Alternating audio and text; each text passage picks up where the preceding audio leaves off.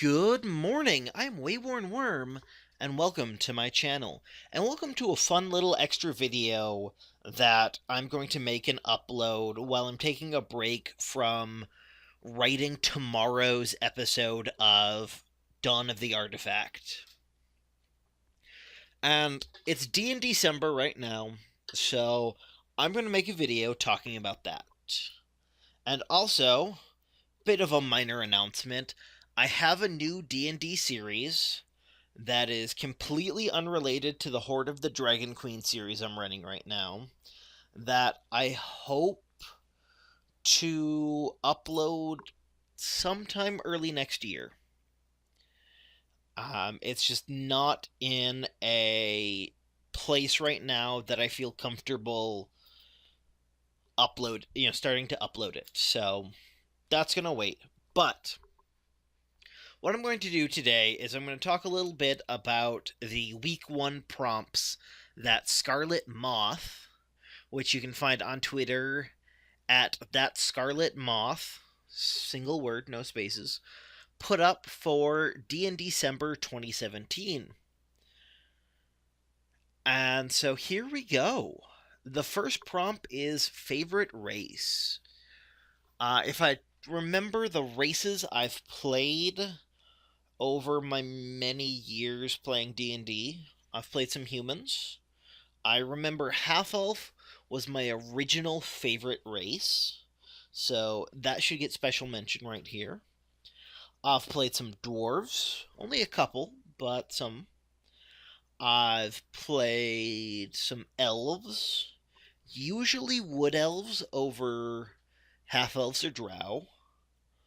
I had a really fun one-shot at a convention one time where I played in a game of all drow, and part of what made it really fun is everyone in the group who was playing just committed to the idea that they were playing an evil character.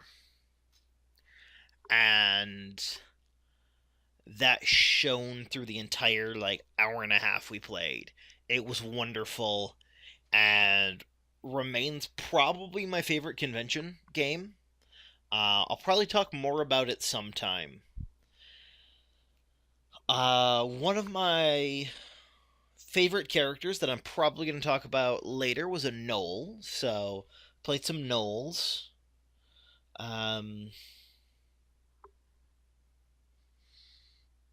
I don't even remember the other. I've played most races at one point or another, and if you count NPCs, I've played all of the races many times. And I don't think I have a favorite. I like them. Um, all of them for various reasons. Some characters are better as one race over another, and this kind of bleeds into prompt 2 of favorite class.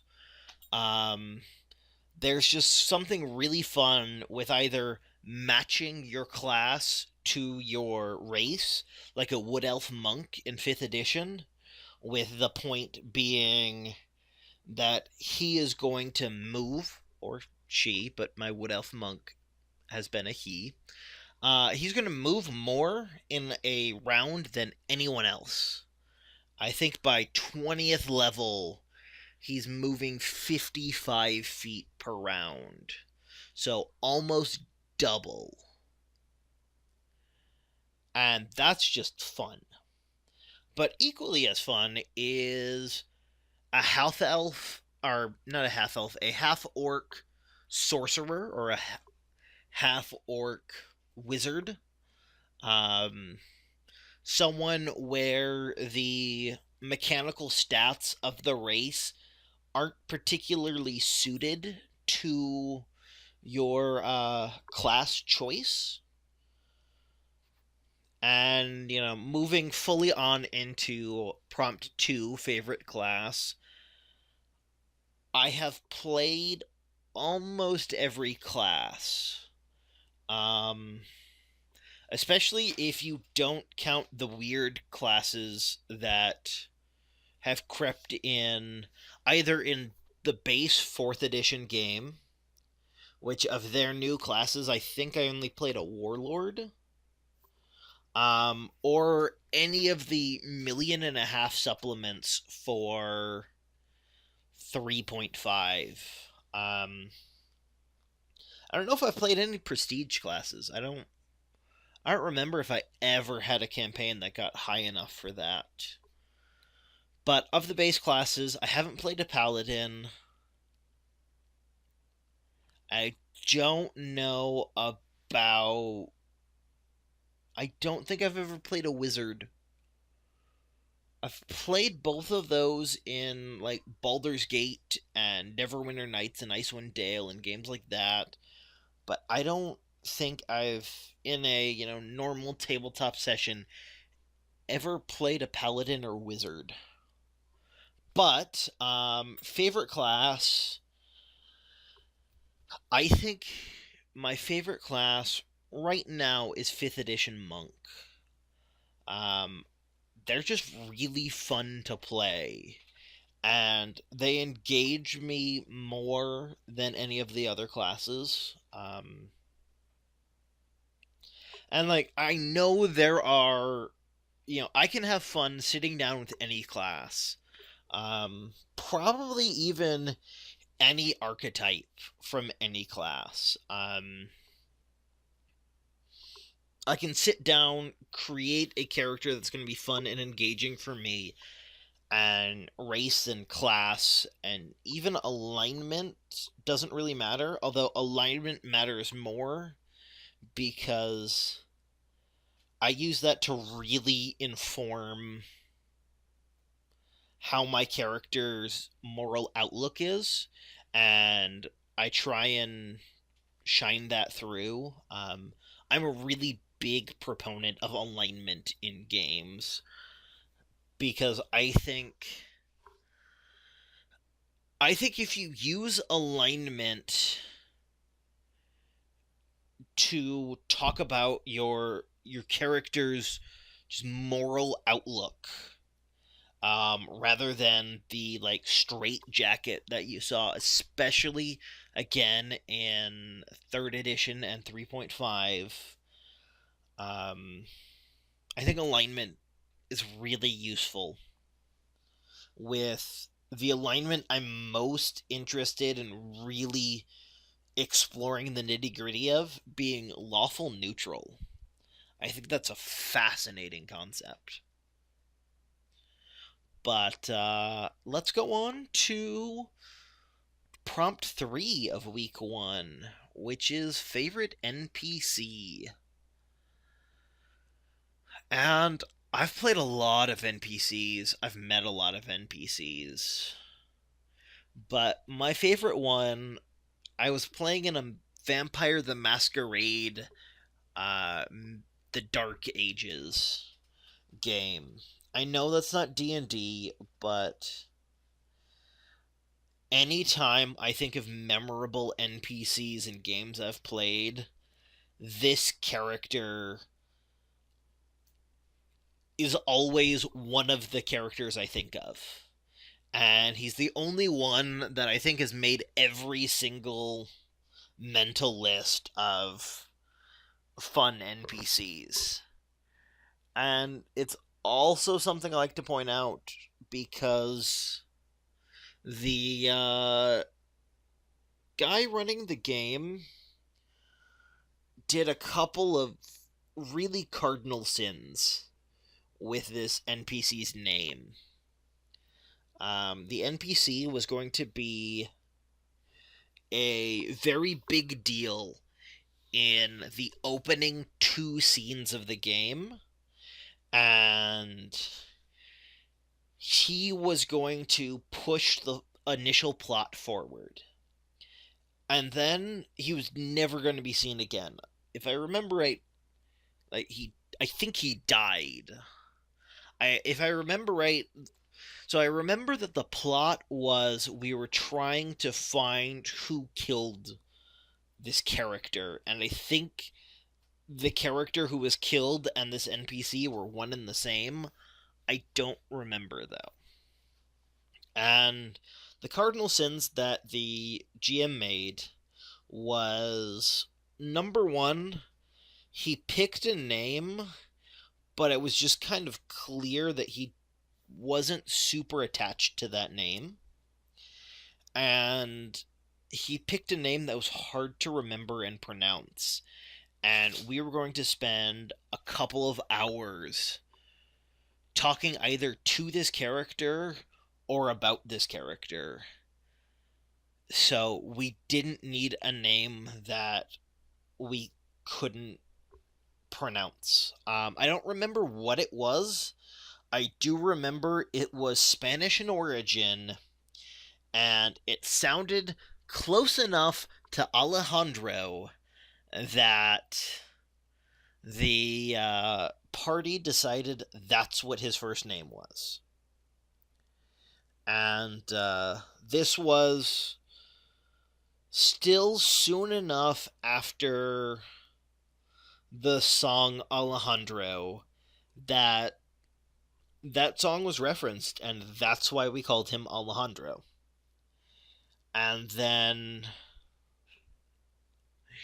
after the GM finally relented on, okay, he'll be Alejandro, we went to go back into the game because just we made a whole big thing about this first name. It took us like 15 minutes. And we totally broken out of the game. There's no facsimile left.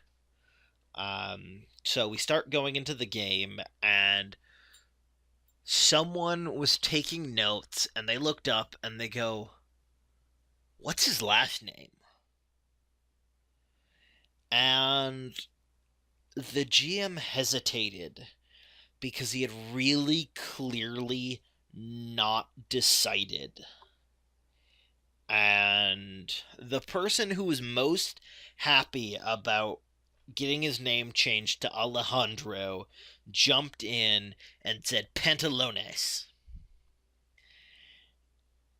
And the GM's like, no, we're not naming him Pants. He's not going to be Alejandro Pants. Another 20 minutes later, we had Alejandro Pantalones. Actually, I think we I think we had a minor compromise where it was the Italian version of Pantalones, which I don't remember what it was. This game was, oh damn, 6 or 7 years ago now. So yeah, but Alejandro Pantalones is how I remember him, and he's just this absolutely ridiculously named character. For any of you who know Vampire the Masquerade very well, he was a Toreador, so artistic vampire. And we were playing in Renaissance Italy. In fact, near the end of that adventure, which for various reasons we didn't end up continuing on after that, which is a shame because I loved my character.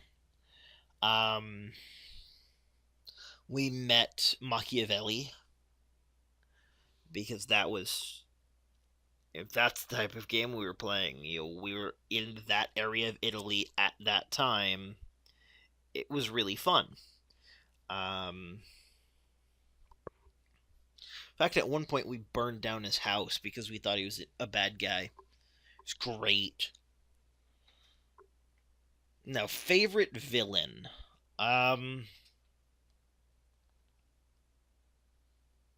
That's hard.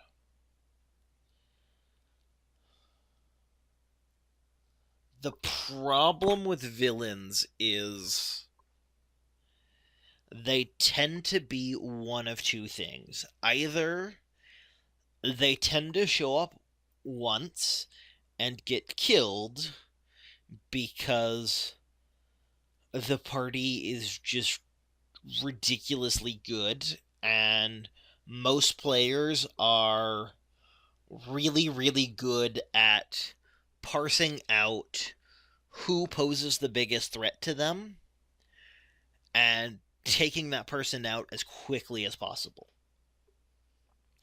Or they end up being this behind the scenes mastermind who is only going to show up at the end of the campaign, and either you never get there or it's inevitably a letdown because you imagine something better for you than the DM can ever give. So I don't really have a favorite villain. There's some fun villains. And the game I'm running right now, we had a beholder named Nish, and he was thrown at the party when they were level 5. And what I was doing is I would have him roll for an eye see what eye it was, and then go into Volo's Guide to Monsters, look up that eye and see their other suggestions, and pick which one of those sounded good. And they were getting to a point where it looked like the party was going to win. They had... So Nish was at... they had to climb this 40-foot tall rope and then jump an extra 10 feet into Nish's chamber. And the rogue got there first, and the rogue is a mouseling played by my wife, and he was very quickly turned into an actual mouse. And she had a blast playing her character as a mouse for the next several minutes. It was wonderful. And there was a couple of there came a point where they'd gotten 2 of the other characters up into the chamber, and the other 2 could not succeed on an athletics check to save their life. Literally, they fell a couple of times. And all I had them do was... I think it was 2 checks for one of them and 3 checks for the other, because the other was a gnome. And it was like DC 10. So they both had to roll, I think it was a 7 or higher. And so mathematically, they should have succeeded after about 5 or 6 rolls. And I only had them fall when they rolled a 1. If they rolled between a 2 and a 6, they were just not going... No, it was if they rolled at least a 5, they were not going to make progress. If they rolled a 2, 3, or 4, they would slide down. But they'd only fall if they rolled a 1. And these characters were rolling 1 through 5. They missed the entire fight because they couldn't climb a rope. It was kind of awesome. But they got into a point where they were going to start laying the beat down on Nish. And so He had an IRA cast Misty Step, and he GTFO'd. And that was wonderful. Um, and yeah, I think he's my favorite villain right now. I've got an end of campaign villain for that, and they're also Nish was sort of the end of the first part villain. They're about to face here in the next couple of weeks, next couple of sessions actually, because we're probably not going to get there until sometime next year. Um, they're about to hit the end of part two boss, and that's going to be fun.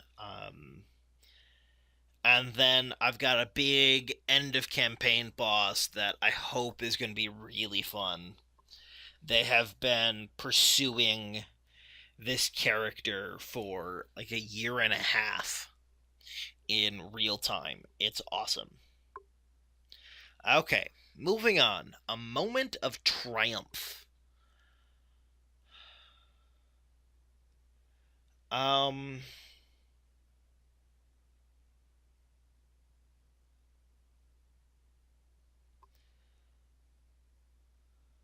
I think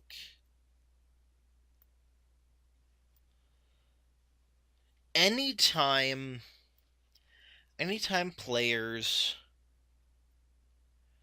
have the big epic set piece battle and win.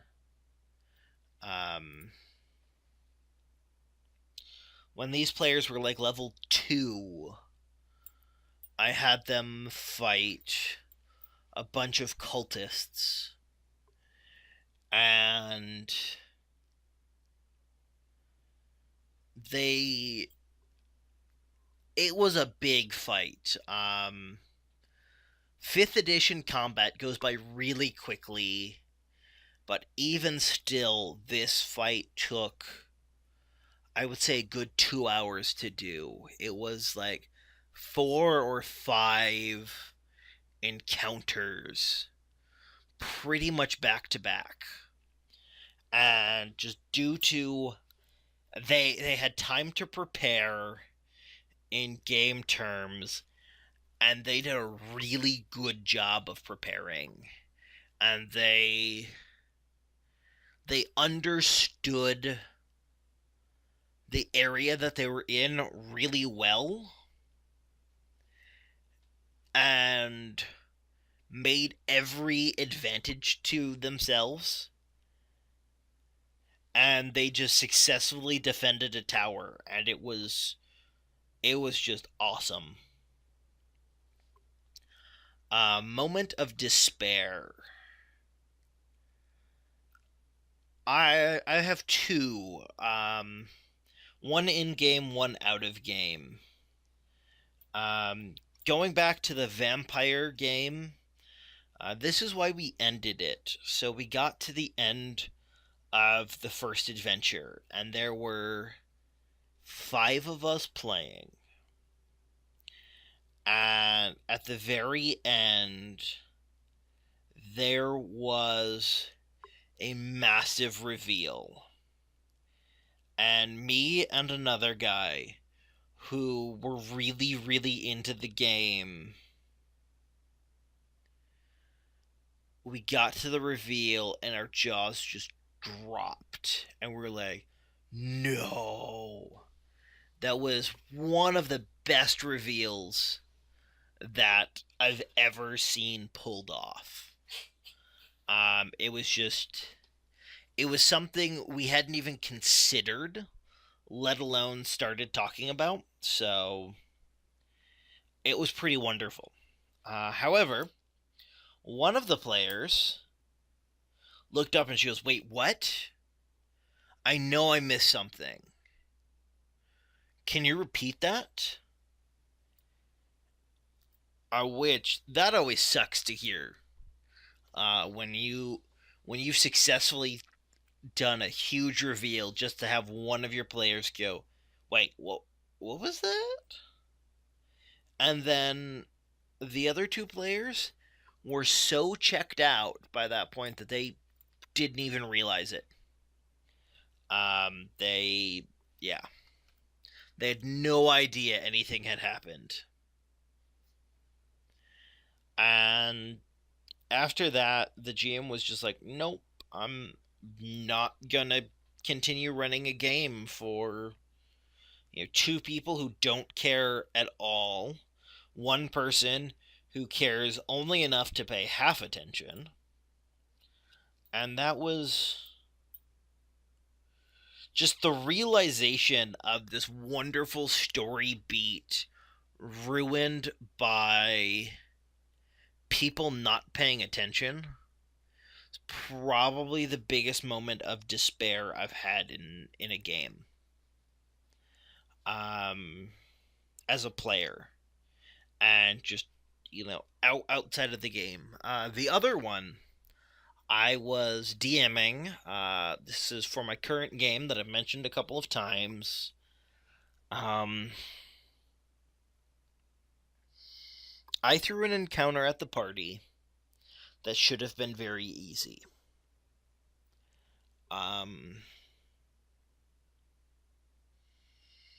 Because of how it transpired, it wasn't. And it's made me it makes me understand why Mike Merles has created a new initiative system. Because what happened was just unfair.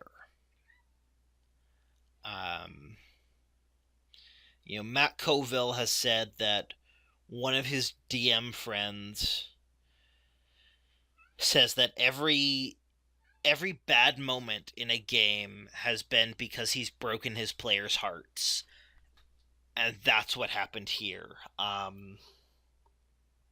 There was a surprise round, and in the surprise round, the bad guys knocked one of the characters out. And then it was her turn, because she won initiative. And so she makes her death saving throw, and she fails it. And then and then the bad guys go, because they'd gotten second in initiative. And our cleric was third, and our cleric was ready with a healing spell. She would have been super awesome, would have saved this character, and we would have continued on.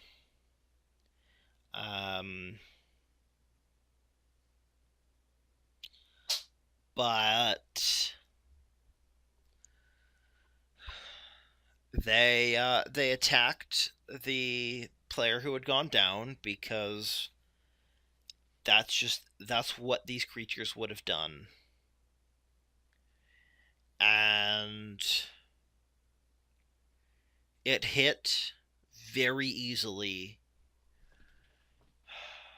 And because she was down, it counted as a critical hit, and critical hits fail 2 death saving throws, which just what that means when it's the way it's written is, if a character goes down and gets attacked, that it just fails 2 death saving throws. Period. End of story. And that's a shitty rule.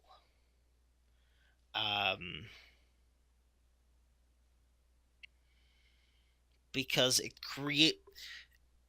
creates things like this. I don't think it adds any useful drama to anything. To just be one bad die roll away from failing 2/3 of your death saving throws. That's horseshit. And I'm not going to do it again, but I didn't this time. And my players suggested a bunch of flagrant rule breaking to try and keep that character from dying, and I went along with every single one of them, and every single one of them resulted in the same thing. She got hit, she took massive amounts of damage and died. And we were just... no one was happy with that outcome.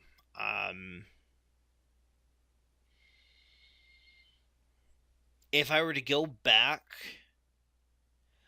I would...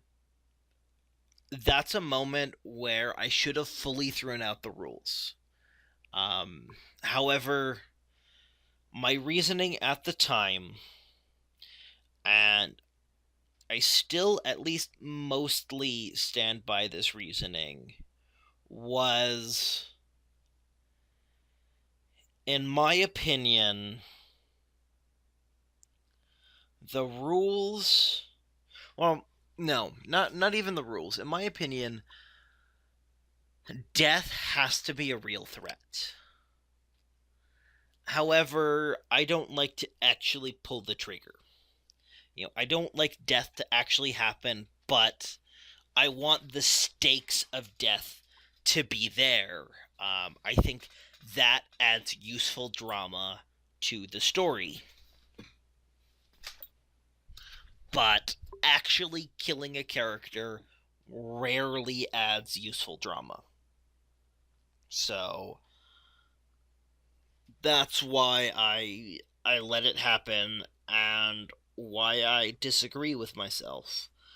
Going back, I don't know if I would have done that.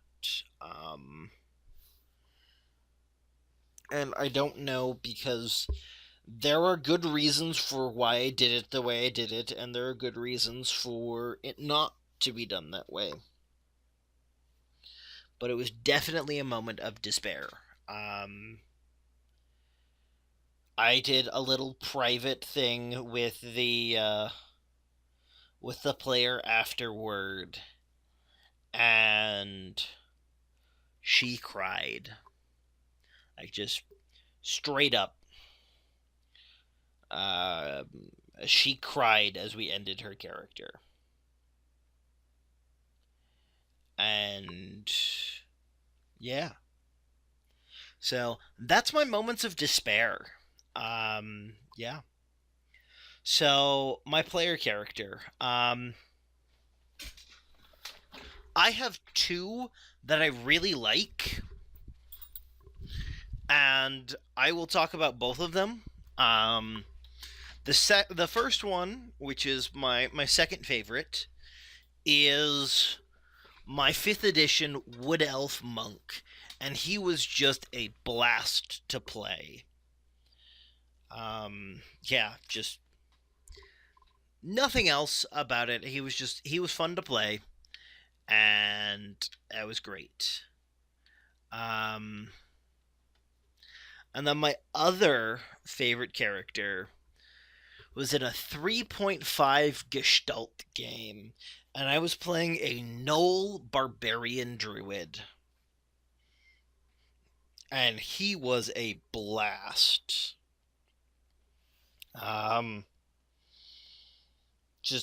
It was a fun character in a fun campaign. It's run by a good friend of mine. The GM was good friends with all the people who were in. We all bought into the world. We all had fun characters. It didn't last super long, but it was still awesome. Let's see, there was a elf, wizard, sorcerer, I think. There was my character, Marin Bloodfang. Except it's not quite Marin, it's Marin. You have to kind of growl the middle part. And he was a Gnoll level 5 druid, level 2 barbarian, and just enjoyable. Then there was a succubus rogue, and I think, if I remember right, The succubus had a level adjustment of 5. So the way it was going to work is when we'd hit the next level, which we never ended up doing, she was going to take her first level in her second class. That's also why I was a level 2 barbarian. No, so the way it works is with Gestalt games, effective character levels are multiplied by 1.5 for reasons I don't remember. Um, so gnolls are normally effective character level 2, so I would use 3 of my levels towards that, which left me with 2 levels for barbarian. So the succubus must have been effective character level 4, which means at level 7. And she would also have been missing 1 or 2 things that succubuses can do. And then there was a troll fighter. And she was still a baby troll, because trolls have a ridiculously huge effective character level in 3.5. I think it was going to be, if I remember right, she had just gotten like regeneration 1. Just super craziness. And yeah, I had a blast playing that character. A barbarian druid chaotic neutral, um, who was, in his mind, um,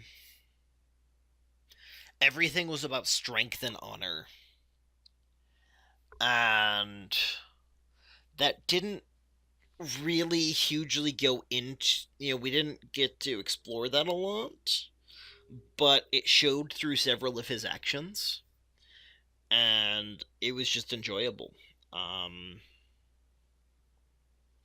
And the elf, his last name was Gay Elf, and his moniker was the Gayest Elf. And yes, that is potentially offensive, but he played it. I think he played it well.